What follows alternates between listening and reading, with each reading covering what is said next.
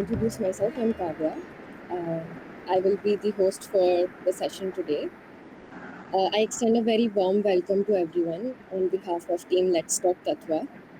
We are a philosophy discussion forum that has been trying to take philosophy beyond its conventional spaces and modes towards simply the act of philosophizing itself, in whatever shape, form, place, or genre that we can discover it in. We firmly believe that the age-old, often archaic concepts, categories, ideas that are preserved and contained within the activity, they hold something of value for our everyday lives, and more so, they can offer our new ways to attune ourselves to the world we find ourselves in.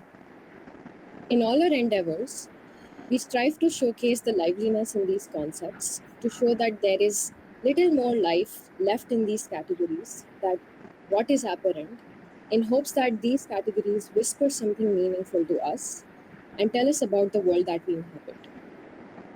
That's for our introduction. To introduce the speaker of today's talk, Dr. Sudeep is an assistant professor at Hindu College, Department of Philosophy, University of Delhi. He completed his PhD from Department of Philosophy, University of Delhi on theme, The Nature of Time and Consciousness in Buddhaghosa. He has publications in Philosophical Practice, Journal of the APPA, and Council for Research in Values and Philosophy, Washington, D.C., Sophia. Recently, he presented the core of his PhD thesis titled Buddhaghosa's Model of Temporality Seen Through the Prism of Bergson's Duration at the prestigious South Asian Comparative Philosophy, hosted by the University of San Francisco.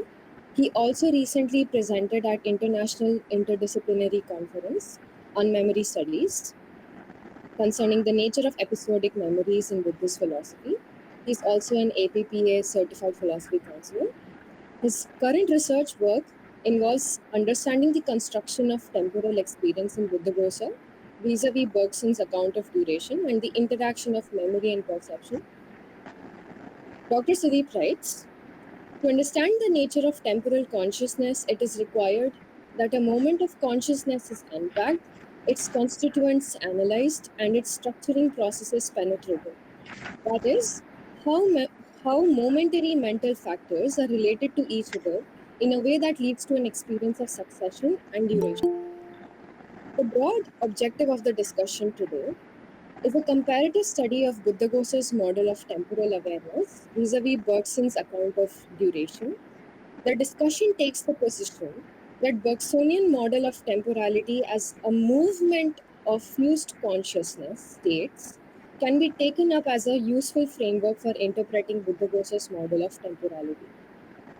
Through Bergson's framework, the discussion analyzes Buddhaghosa's model of time consciousness and lays bare the structure of momentary chitta consciousness.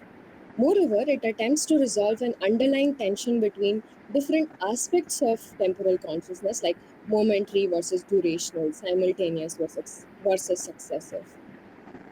Finally, the distinctiveness of the two models is brought out in the final analysis on the question whether construction of temporal experience is independent of real duration or not. That's about the discussion that's we are going to anticipate today. Thank you, Professor Sudeep, for kindly accepting our invitation. Thank you to the organizers. The so the objective of this talk is to present Buddhaghosa's model of temporality or temporal experience. And I have tried to interpret Buddhaghosa through the prism of Henri Bergson, a famous French and one of my favorite philosophers. In fact, the image is sort of shows the contrast with what I want to present, because the imagery is about this the time that we calculate, the clock time, so to say, the scientific or the mathematical time. But Bergson famously distinguished between a clock time, which we measure, and which in fact is what he called a spatialized time, and the time which we experience, which he labels as duration. So when I talk about temporality, I really mean the time as has been experienced and not as has been as measured. And as I said, the primary thinker which I'm going to engage with here is Buddhaghosa, a very prominent Pali thinker. By some accounts, for example, Maria Haim, she writes that Buddhaghosa is the most important Buddhist philosopher, like which is a big claim, but I think it has uh, some merit. So yes, so the overall theme is how to uh, understand, conceptualize continuity of experience, and the explanation of this continuity that I will attempt here is by understanding the nature of temporality. And the overall questions are, how are time and consciousness related? And I said, time, it's really temporality. And consciousness also, it's like a very, very broad term. It's so broad that sometimes it loses its meaning, but I'll try to specify with the Pali cognates. How temporal consciousness is constructed and sort of how consciousness unfolds over duration.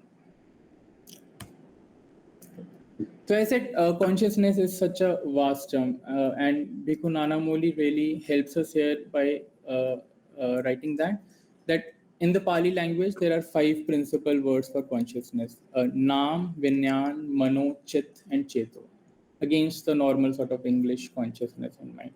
And each of these terms each of these technical terms specify some aspect of the mental, and each perform different functions depending upon the context.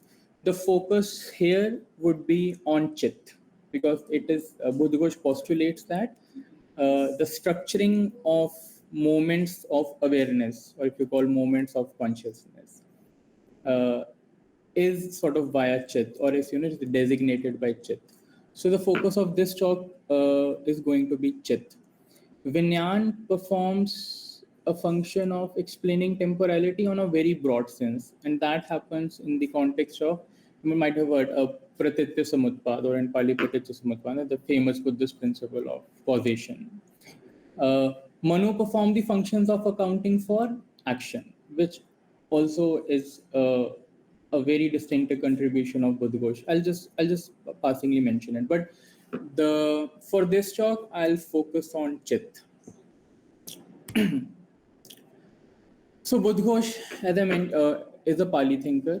Buddhaghosa literally means voice of the Buddha, and he's first and foremost a commentator on the Buddhist Pali tradition, which is before Buddhaghosa comes the Nikayas and the Abhidhamma canon. So Buddhaghosa has written commentaries on all the Nikayas and all the Abhidhamma texts. It's mind-boggling how much he has wrote. Some people argue that Buddhaghosa is like a placeholder for sort of an authority. Like if the name Buddhaghosa is mentioned in a manuscript, it gets authoritative. But I won't sort of get into those discussions. So I follow the path taken by Maria Haim and Ganeri, who has published 2 excellent works on Buddhaghosa in the last 10 years, and who engage with Buddhaghosa as a primary.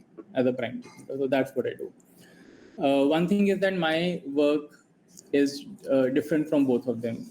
Maria Haim mainly deals with sort of what Buddhaghosa was doing in relation to action, and Ganeri's project is very ambitious. It's what can be done with Buddhaghosa specifically when it comes to how attention can be the central sort of explanatory principle in understanding experience.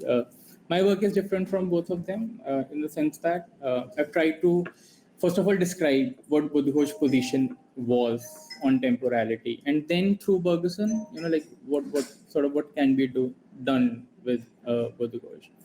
Uh, I would like to mention here that this is what I'm presenting is the core argument of my PhD thesis, like submitted 2 years back. I did it with Professor Balaganpati Devarakonda. So, I mean, he is one of the people who helped me refine these ideas.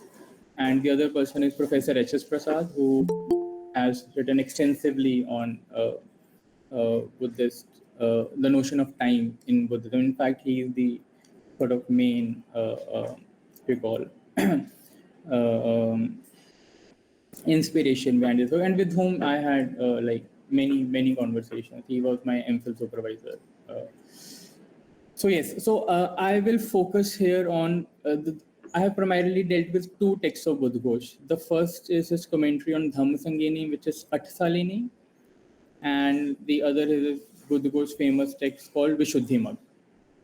Like so, I've tried to develop my argument by engaging with these works, right? Let me just say a bit about the method here. The method here is what I would like to call sort of mutual illumination. I have mentioned a lot of things here, but I won't get into everything. Uh, Skip the method of Buddhaghosa, but the method of my work had been what like to call mutual illumination, and I had a very interesting Twitter conversation with Professor Bryce Hubner, who also helped me refine many of these ideas.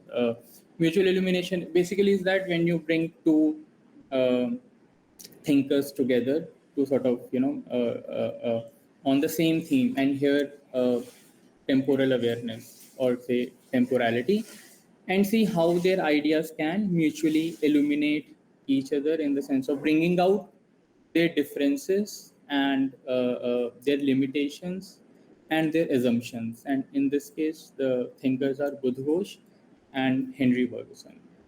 Um Yes. So, to deal with Buddhaghosa, the central category that is important both in the Pali Abhidhamma tradition and the Sanskrit Abhidharma tradition, here I would primarily be using Pali words, is Dhamma.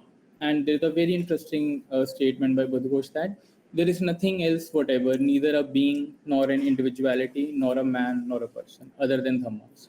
So it's a very interesting claim which Buddhaghosa makes, that nothing exists apart from Dhammas.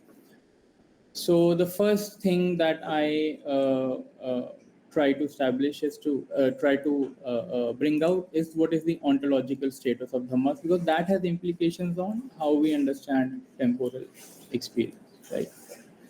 Uh, yes. So Dhammas is the central category for Buddhaghosa. In the Nikayas, it had multiple meanings, but by the time Buddhaghosa was writing, its meaning became pretty technical, and which is something of the sort of a mental factor. Uh, this in itself is an interesting debate, like are Dhammas events or processes or states, because all of these ideas have different metaphysical connotations. Ultimately, ultimately for me, I think it's better to call them mental events rather than processes. That's I'll just touch upon this distinction. The question that comes before is that, like in the works of Buddhaghosa, are dhammas real or constructed? And you can answer this by we can answer this question by understanding what the Abhidhamma methodology and the two truths, as well as what Buddhaghosa has to say about the Sabhav of the Dhammas. Now, Sabhav is again a very important category in the Abhidharmic tradition. And the usage of Buddhaghosa is very different from how the Sanskrit cousins of Abhidharma use them. So for Abhidharmika, the Sanskrit counterparts, Swabhav is an ontological determination of a mental factor, which means that an entity exists primarily because of its Swabhav. And I try to show that for Buddhaghosa, the understanding of Swabhav is very different, which I'll come to. Right, and I've the two main thinkers who contemporary thinkers have engaged with the status of Dhammas is Seyfo and Professor Karuna Das. And for Seyfo literally are constructed, and but Professor Karuna Das oscillates between, oh, are they real or are they constructed? ultimately, I argue that dhammas are constructed, and here the notion of swabhav becomes very important, right? So, Buddhaghosa defines a dhamma, as I said, think of, as a mental event in terms of swabhav, which is this swabhav is intrinsic nature or particular nature. And Buddhaghosa says that dhammas are states which bear their own intrinsic nature, swabhav, right? And ontological reading is that the existence of a dhamma is dependent on the presence or absence of the swabhav, their intrinsic nature. The line of reasoning appears reasonable when the notion of swabhav is understood something like an unchanging essence, like a substance. And as I said, this is the interpretation that you found in the Sanskrit literature. But Buddhaghosa also says that dhammas are something which are born of conditions, which means that, so as he writes in Atthachalini, dhammas may be defined as those states which are born by conditions or which are born according to their particular nature. So Professor Karuna Das says that if dhammas are born according to their own conditions, then the conditions are not different from the dhamma. So the conditions which make a dhamma manifest are constitutive of the dhammas. So in this sense, swabhav is not an ontological determinant. Swabhav is an epistemological determinant, which means that it doesn't tell us what it is, but it tells us how to know it via the conditions. Yes. So the epistemological dimension of the notion of swabhav is that the swabhav of a dhamma conveys what kind of an entity a dhamma is, making known its particular nature, distinguishing a particular dhamma from other dhamma. Swabhav is an epistemological marker. So the idea is that when you call something an epistemological determinant or as an epistemological marker, it helps us distinguish a dhamma from some other dhamma. A dhamma is a concept, and if you have to distinguish between the two, swabhav acts as an epistemological marker at that point. Contrary to the ontological dimension of swabhav, in which you say whether the existence of a dhamma depends upon its swabhav, which is an ontological reading, and I think it's incorrect to sort of conflate the abhidharmic reading of the Sanskrit reading of Swabha in the Sanskrit Buddhist tradition with what Buddhaghosa has to say. So for Buddhaghosa, Swabha is an epistemological marker, and and what it entails for dhammas broadly is that dhammas are constructed. So mental events, mental factors are constructed. They are not real in the sense that they do not have an independent individual existence of their own, apart from the conditions in which we find them. Think, for example, I'll give example the dhamma of Vedana, which we translate as feelings or sensations. So Vedana cannot exist on its own, different from the conditions through which a feeling manifests. And those conditions, I'll just talk a little about how we can glean sort of that conditions. Right. So here I make two claims. One is that Buddhaghosa tells us that there is an alternative way of conceptualizing and understanding Swabhav that different from the Sanskrit Abhidharmic tradition. And the second is that dhammas are mental particulars of the nature of events. Now, in my thesis, I engaged with a bit of contemporary analytic philosophy to understand, sort of to bring about what is the difference between events and processes, or say factors, and how dhammas consistently should be called events.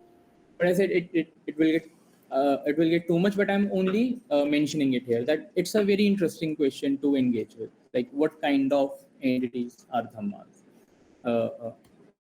Right. Now, analysis, what we have been discussing till now is analysis, but it's only one side of the coin. The other side is synthesis. Now, and here I'll make a claim later that dhammas are not discrete entities. And I substantiate it by saying that, again, because dhammas are found in dhammas are not different from the conditions they are found, and those conditions can be understood by sort of by engaging with the causal formula, famous Buddhist causal formula, and of Pratitya Samutpad. But Pratitya Samutpad, or Pali Pratitya Samutpad, tells us the causal conditioning at a sort of a macro level. To really understand how moments of consciousness get connected with each other, this process of synthesis occurs at a micro level too, and that has been very elaborately described in the Buddhist text of Pathan. So synthesis is both macro and micro, the macro designated by Paticcasamutpad, the micro by Pathan. Here I broadly critique David Kalupana's interpretation of Buddhaghosa, but I think maybe we can discuss it if someone has questions on uh, Buddhist causal process, because otherwise it will take a lot of time. Right. So, as I said, a claim which I will make later, that dhammas are not discrete entities, and dhammas are not discrete precisely because dhammas are not different from the conditions they are found, and those interpenetrating causal conditions are what is illustrated by Pathan. Pathan is a very huge text in the Abhidhamma corpus. Buddhaghosa has written a commentary on that. It tells that there are 24 conditional relations which can exist between two dhammas at any point. So, and there are very interesting sort of story illustrations in Buddhaghosa through which we can glean that, okay, for Buddhaghosa also dhammas are not discrete. Another sort of claim which I'll just allude to is that I think many scholars claim that dhammas are discrete, and I think it's because of sort of the Humean hangover that is there in the interpretation of Buddhism. Because Hume famously rejected the Cartesian self, and Buddhists also deny self. And in Hume, ideas are discrete to start with, and that I think because many people have many scholars have compared Hume and specifically early Buddhist doctrine of no self. So I think saying that dhammas are discrete has an aspect of Humean hangover in how we interpret Buddhism. And interestingly, Bergson critiqued Hume, and specifically on the point that consciousness states are not discrete and isolated to start with. So bringing in Bergson in interpreting scholars like Buddhist scholars like Buddhaghosa also tells us that how those Humean commitments really need to be looked into again when we are interpreting Buddhism, right? So so up till now we have discussed that the ontological status of the chief category, central category of Buddhas, which is dhammas, and how they are not discrete, but in fact are found in causal relationships. Now I'll talk about one dhamma, which Buddhaghosa says is sort of is working in the construction of temporal awareness, and that dhamma is chit.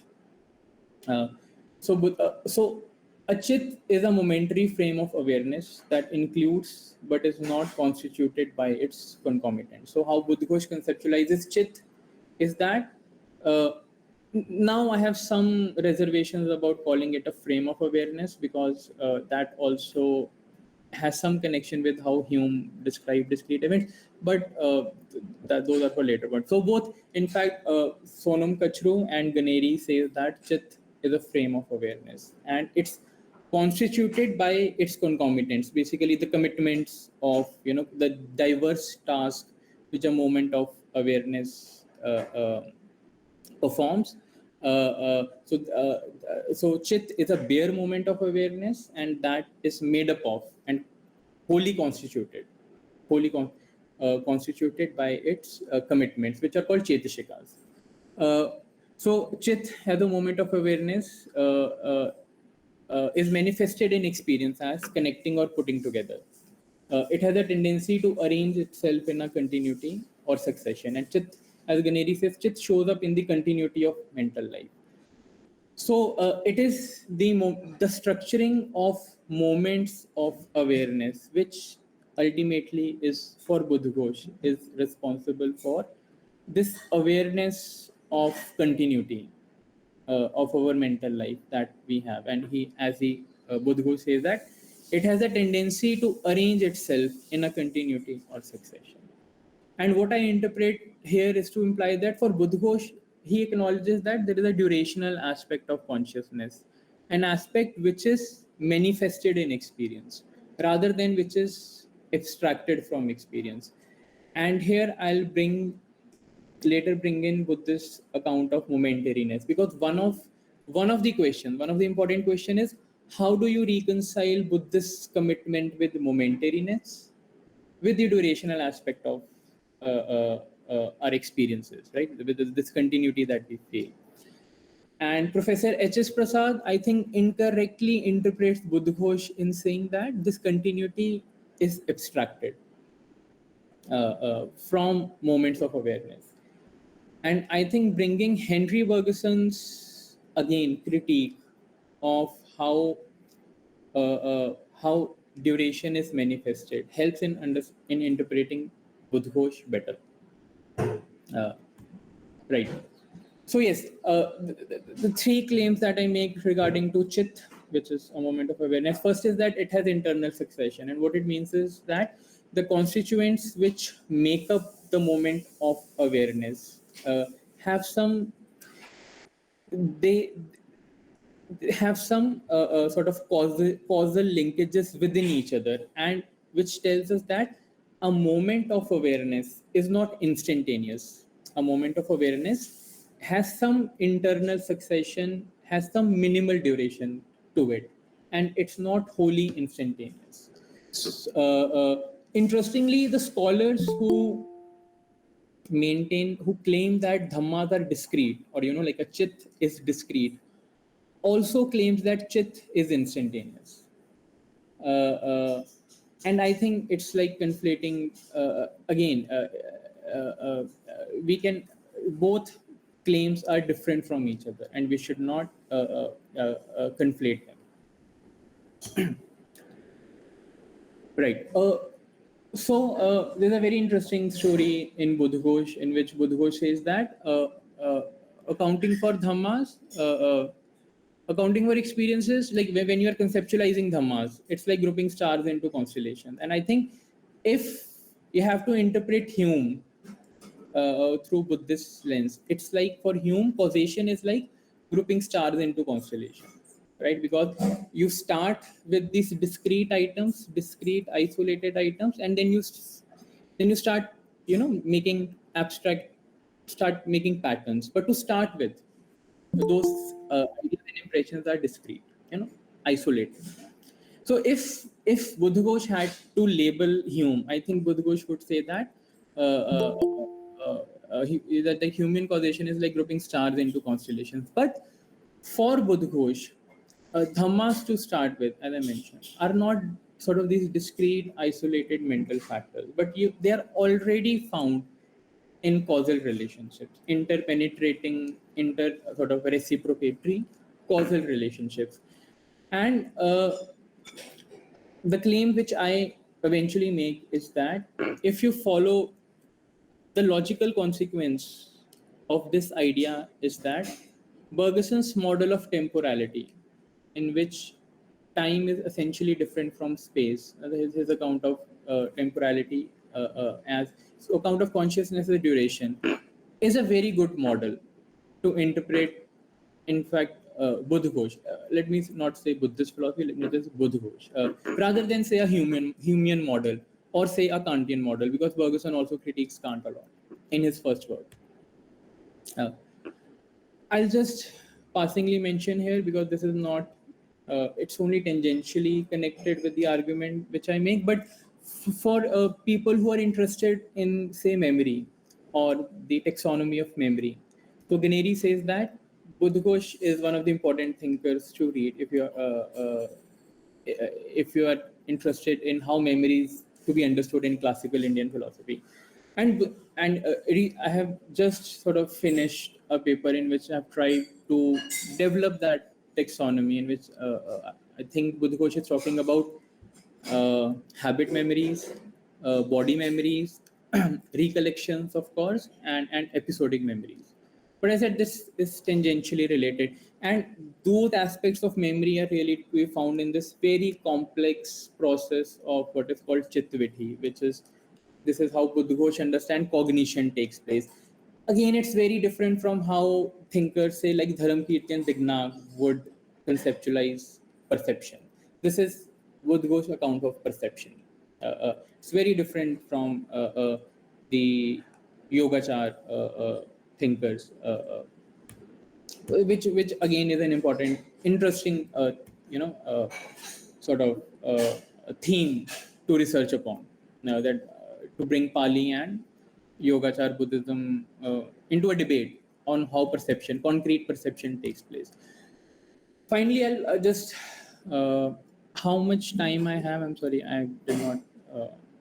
I'll just see how much I can speak. Uh, We have another 20 minutes, so we can go. okay, 20 minutes. Right. Right. So now we come to the theme here, which is how Buddhaghosh sort of conceives of time and consciousness. Right. So Buddhaghosh writes that again in Athasalini, by time the sage described the mind, and by the mind the sage described the time. Uh, One reading is that one of the questions is that which is ontologically prior, is it a temporality, or like consciousness or the awareness of that temporality. And I think what Buddhaghosh is, and as I said, Professor H.S. Prasad claims that it's the consciousness or the consciousness as in chit, which really is ontologically prior, and the experience of time is an abstraction from that flow of consciousness. And again, I think it's a misreading of Buddhaghosh, because I think what Buddhaghosh is saying is that there is no there's no point of giving logical or ontological priority to the one over the other. And again, here Henri Bergson helps that how consciousness is constitutively temporal, or how temporality is really the movement of conscious states of awareness. So at least in Bergson, both are somewhat taken on par. There is no conceptual or ontological clarity. Right.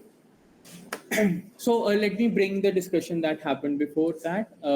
Now, Chit, it's the Chit constructs temporality, or the awareness of temporality because of the construction of Chit. Two questions are very important here. First is that, do the momentariness of mental events also entail their discreteness, as some scholars argue? Secondly, that, do the momentary evanescent existence of mental events amount to a theory of instantaneous being with no possibility of duration?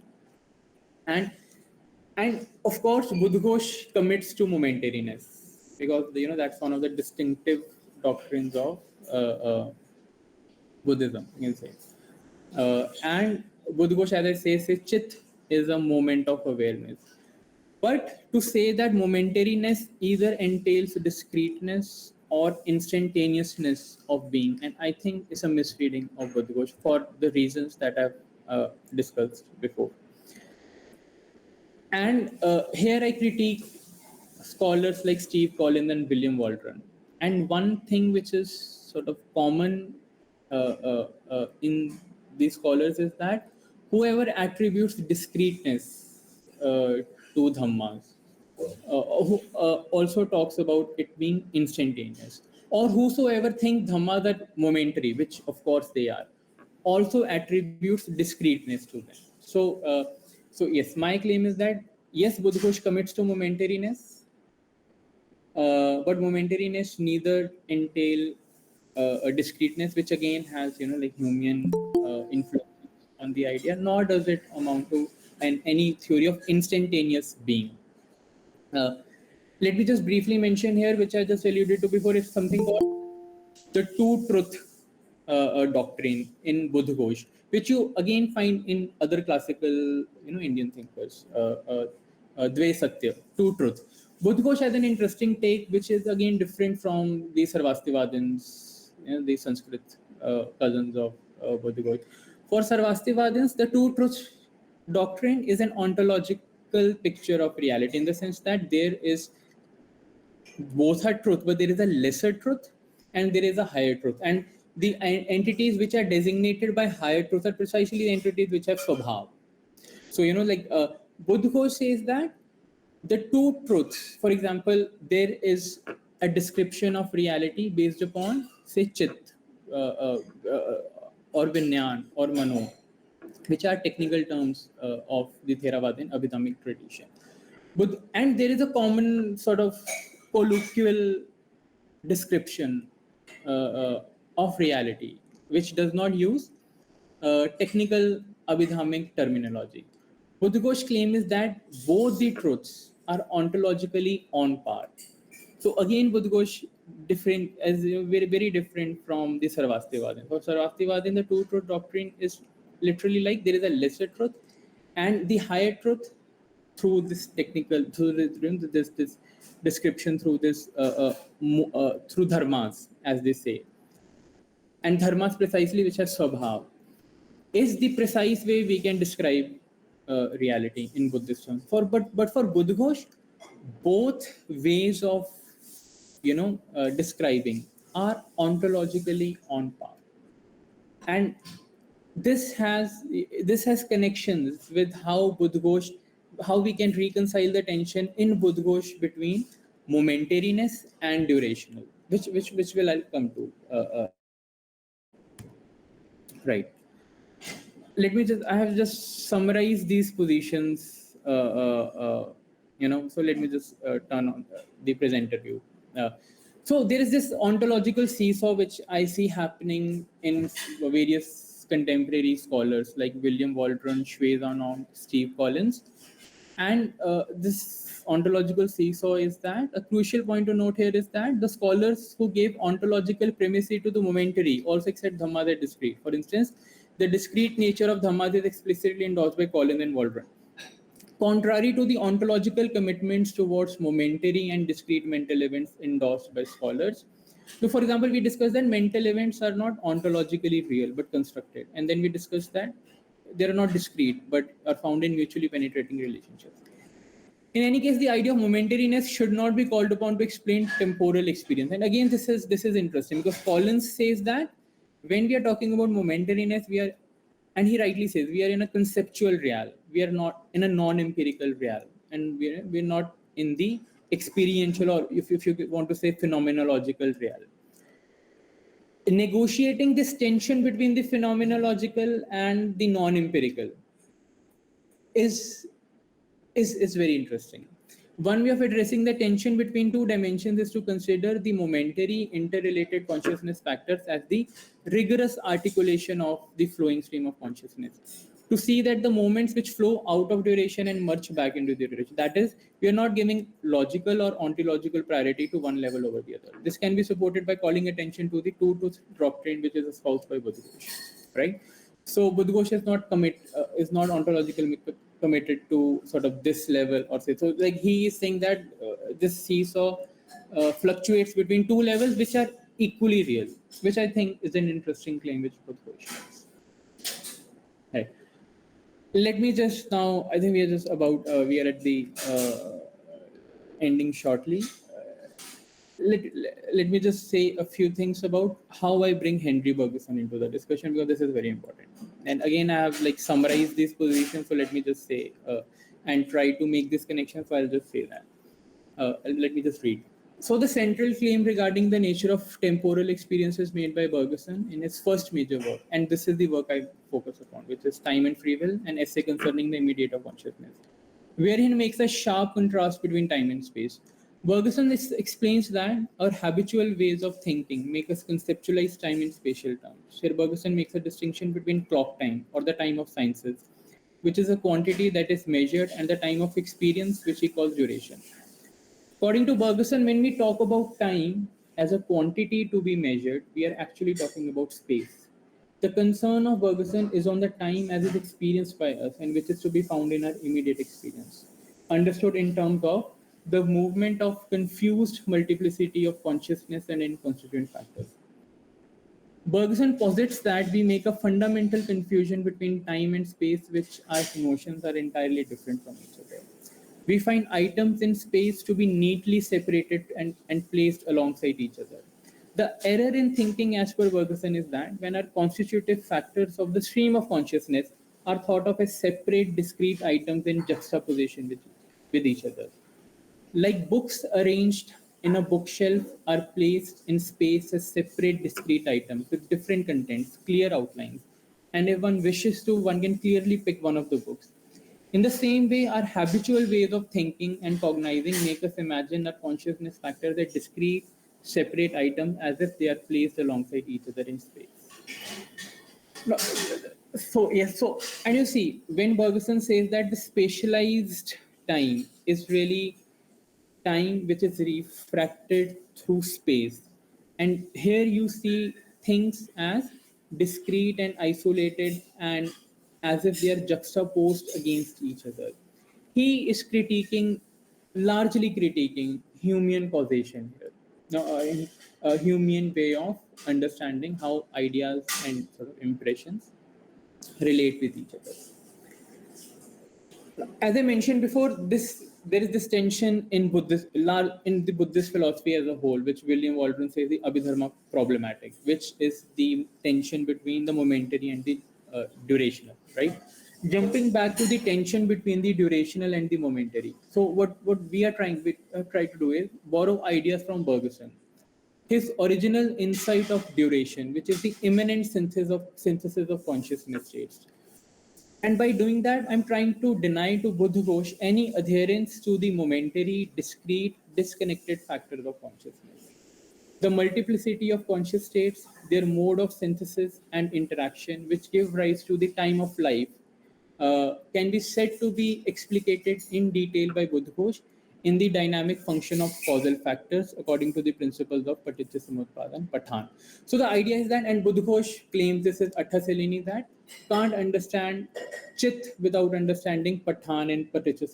So basically for Buddhaghosa at least, and you can't understand Samay, which is the term Buddhaghosa uses for time, Samay, with Kal being one of its aspects. So the primary label is Samay.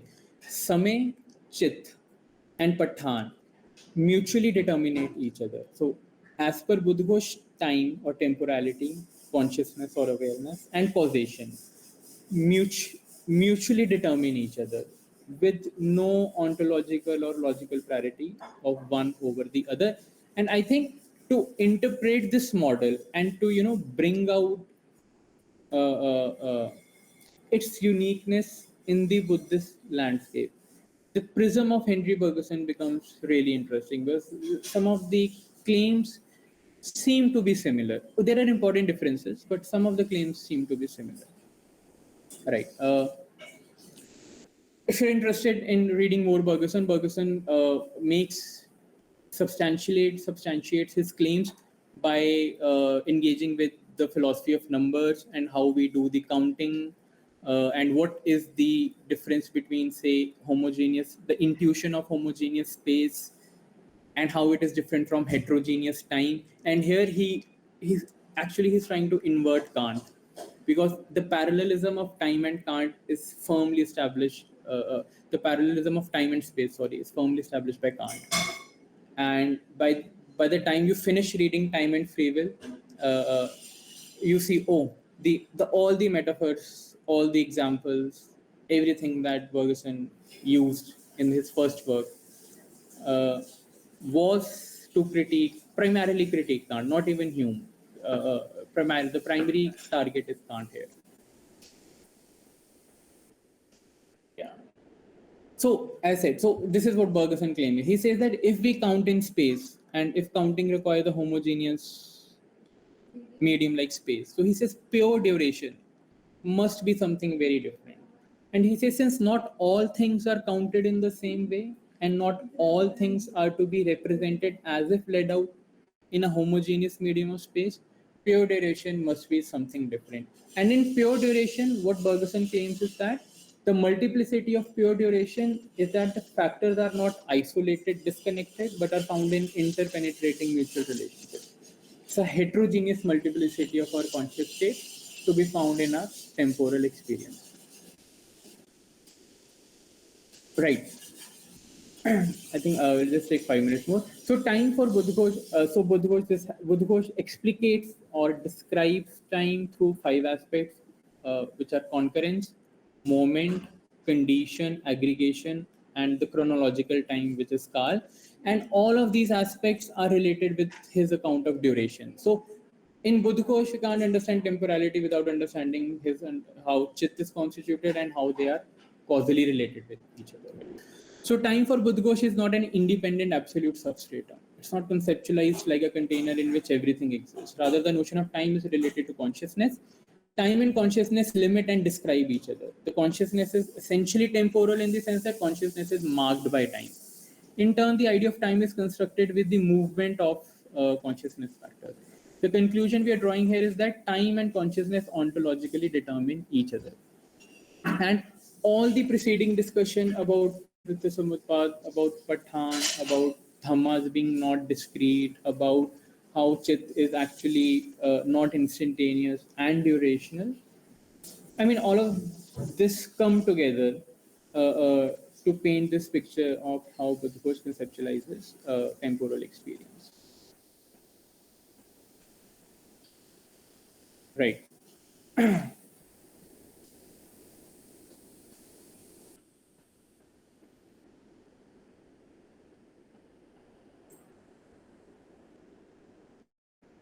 There is a very interesting short story by George Louis Borges.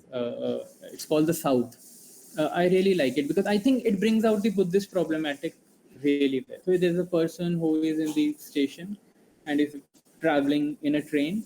Uh, uh, so this person, he quickly recalled that in a cafe on the call Brazil, there was an enormous cat which allowed itself to be caressed as if it were a disdainful divinity.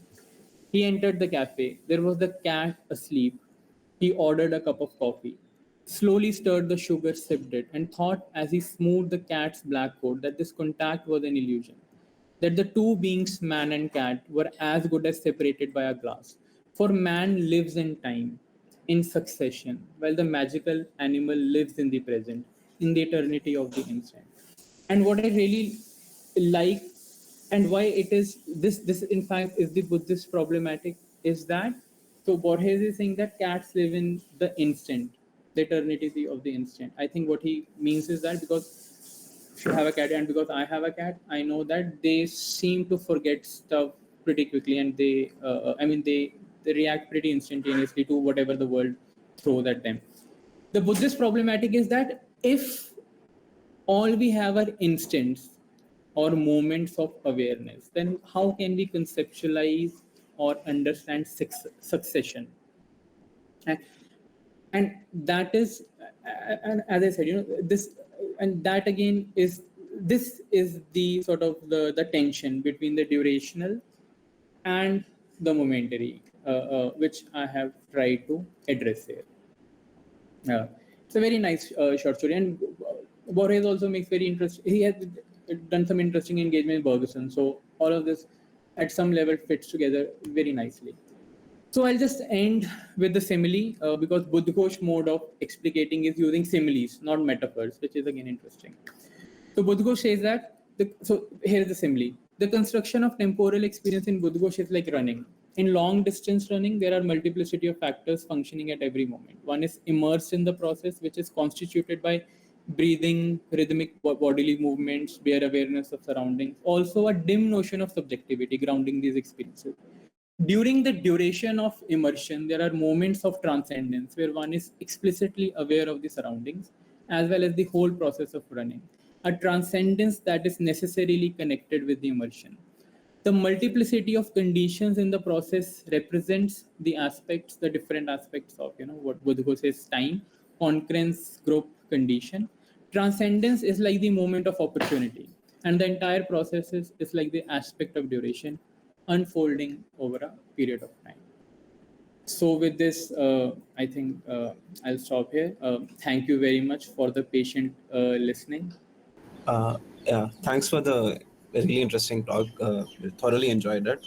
I just have like a couple of questions, but I'll ask the basic one. Probably even a Buddhism 101 question of sorts. So initially we were talking about how, you can't separate dharmas from the conditions that kind of beget them, right? There is no separation that's possible. But then if it what that got me thinking that those conditions are dharmas in themselves, right? So they would have another set of conditions that condition them and so on.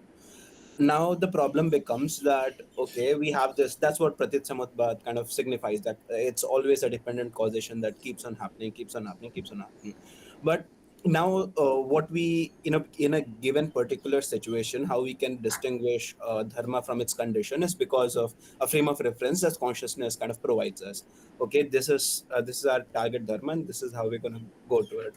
But do we have or let me put it this way, from what frame of reference are we kind of cognizing or getting to know pratit samutpad itself, in the sense that we have is just discrete instances of these things causing itself, but from what vantage point are we really kind of gathering, because that in a sense kind of ties on to our inability to decouple the chitta and samaya equation, right? Because at the end of the day, I'm not sure if it's entirely related, this other part of the question, because this inability to kind of decouple it, uh, where do we ground it, like, because it would have its own conditions in the first place, right? So Yes.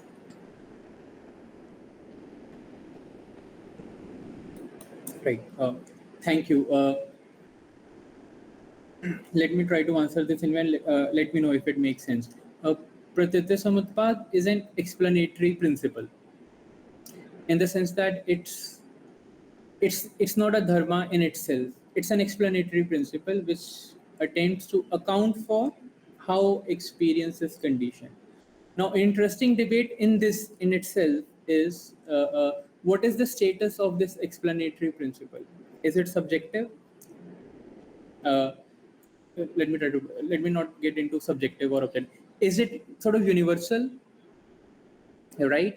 Or does it only explain human conditioning processes? So in early Buddhism, in the Nikayas, which are in Buddha's discourses, the the scope of Pratyatya Samutpad is only to describe how sort of human subjectivity comes into being. What are the different factors which come together, which explain how an embodied being, which is in this case Namrup, okay, how Namrup engages with the various factors, multiple factors, and how those sort of engagement come out. In the early tradition, the scope of Pratyatya Samutpad is fairly limited. I think when we say, so if you ask me where is the grounding of Pratyatya Samutpad, so I think the question becomes is that, for example, if it is inferred through experience, what is its validity beyond human experience? So, but in the later traditions and also some of the contemporary scholars take in fact, this is a distinction which I make between generalist and exclusivist. Exclusivists claim that Pratyatya Samutpad is only and only for human subjectivity. Generalists claim that, okay, now you can apply this, it's a universal principle, so you have to understand, say, how stars are formed. And this is precisely how Sue Hamilton writes this: how tables, how chairs, how stars, how trees, or how beings conditioning takes place, how they are formed. You can understand through Pratyatya Samutpad, right? So if you ask me what is the ultimate grounding of the causal principle itself, because like in the Nikayas, the story is that, for example, if you go into a forest and if you found an ancient city, Buddha found Pratitya Samutpa, something like that. It's like it's an old principle. It's a principle which is there. It's when we reflect upon it, we understand the causal process. But now, does it mean that its application is universal? I think it's properly should be understood only for the human subjectivity. But some scholars say, oh, its scope is way beyond that. Like like if you some scholars they go overboard, and when you say compare with some of the things in quantum physics, so they'll say that, oh, quantum physics is also a thing. So that kind of discussions also happen. That's there. I mean, this literature is there. I hope it. Uh, I mean, touches upon. Yeah, it answers a lot of things. Okay. Can you elaborate more on how what the second part of the question, where how do we ground this our inability to decouple consciousness and time, as we were talking about Okay. yeah. Yes. So I think how Buddhaghosa negotiates this is that at the momentary level, when there is a thorough, so as said, I think for Buddhaghosa, the momentary level at the level of chit is a thorough articulation of what is sort of phenomenological or experiential, right? And decoupling or these abstractions happen at the momentary level. But that is not to say that the seesaw is exactly what I term the ontological seesaw is, that some scholars commit either to one or the other. And I think the best way to negotiate this tension, I think, is to say that the momentary is a thorough articulation of the durational without committing to one thing. And I think it, at least Buddhaghosa would agree with this, because he also said that the level of two truths are just different ways of articulation. There is no ontological premise of one over the other.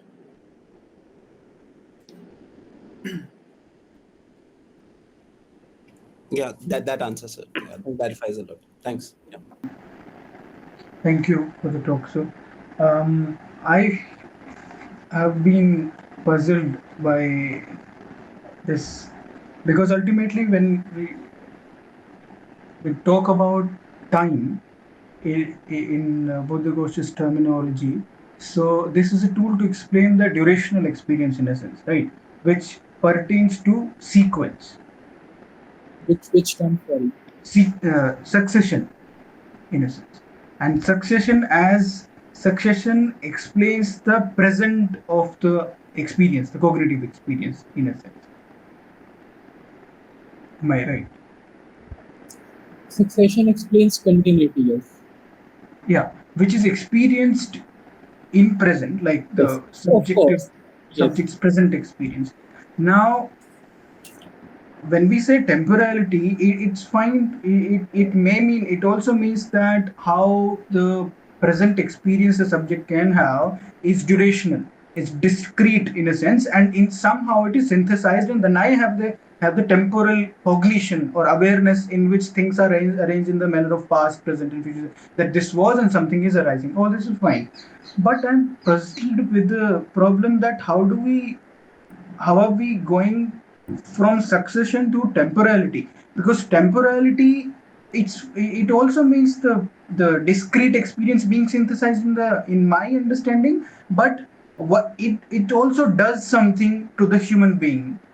This idea of temporality is also used in the sense in which a human being is placed in time, in which I be in the time. And for example, Buddhaghosa, and believing the word of Buddhaghosa, Buddha in that sense, is believing in a certain tradition, believing in certain sequence and temporal precedence in that sense, and that places me somewhere in a context.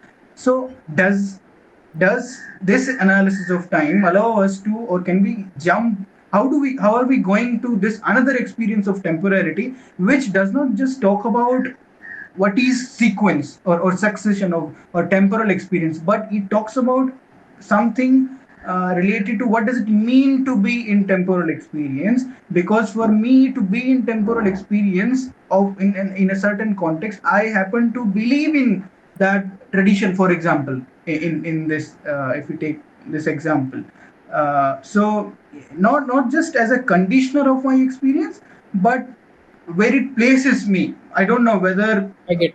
I mean, we understand this second understanding of temporality through Buddhaghosa, or we are just talking about the first one? Because if we can also have the second one, then the telos gets this idea of nirvana and um, certain goal for which this experience or all this is being explained. Then there is a problem in that sense. Okay. Yeah, thank you. Let me try to answer this.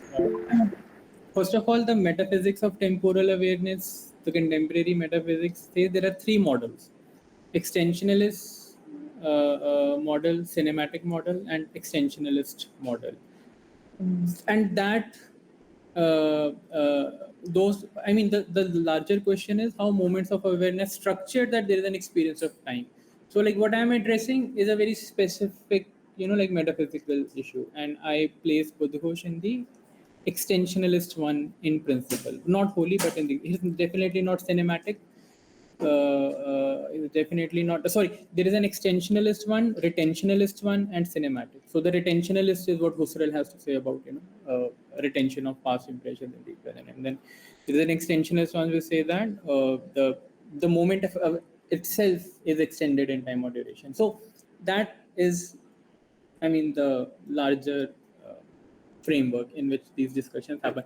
Now, to your second question is that how do we can we jump out of this very sort of pedantic scholarly understanding of, say, structuring of temporal awareness, structuring of temporal awareness, to sort of the general themes about, like how, what does it have to say about, say, my experience of time, for example, as being, we seem like we are living in time. But I think the analysis of both Buddhaghosa and Henri Bergson, I think, would suggest that just because we, let me not say uh, Henri Bergson, like this is Buddhaghosa, that just because we use language in a certain way should not commit us to those, metaphysical positions. Just because we say we live in time doesn't mean that there is a category, separate category like time, which can be abstracted from my experience of it.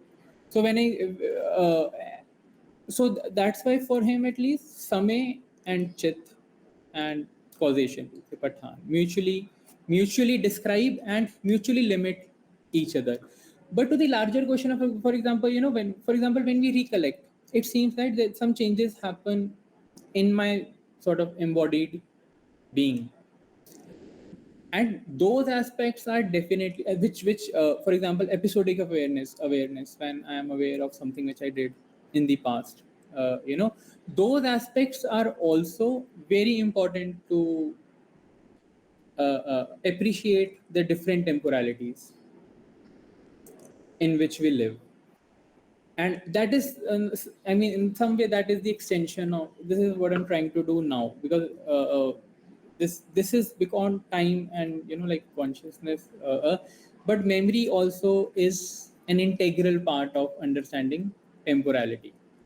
But that's a separate discussion, but that's a very valid one, that how we seem to live in different temporalities. uh, I also, I live in the present. I also carry my past with me, which always conditions my present perception. I also sometimes get lost in my own thoughts. All of these become different aspects of memory, which influence our temporal awareness. Uh, Veneri has written an excellent paper recently on this, on memory in Buddhist philosophy.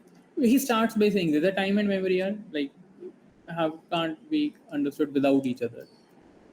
Or self and memory can't be understand without uh, each other. So right, so that whatever you're saying becomes then sort of an extended extension of what I've tried to uh, describe here.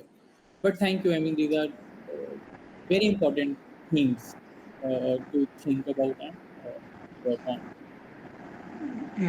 Thanks. It makes sense. As in, because when we read these or try to understand these concepts, we might not share the same impetus for which they were theorizing, but then we have to extend it in some sense. I would just like to say that the lecture has been kind of enlightening exercise in to show like how do you do like not just comparative philosophy, which just often means kind of just mere just Yeah, yeah, yeah, position of ideas, but it's like an exercise in how to philosophize comparatively yeah. in the sense. So just like to mention that. So thank you so much, Sudeep, for coming here, delivering this talk. I would just be reiterating what Ananya said about the talk. So uh, really got me thinking about a lot of things, but not even thinking, but like just sparked a lot of interest. Just the way you spoke about it, it was very interesting. So we would be very glad to have you again on this platform soon. If you're working on something else, I heard memory, you can come here. We would like to welcome you again soon. Yes, Himanshu, would you like to conclude Yeah, and you have already done that. That's no, but yeah, thank you sir, again, and of course, thanks to all the participants also. Thank you, everyone. It was so much fun.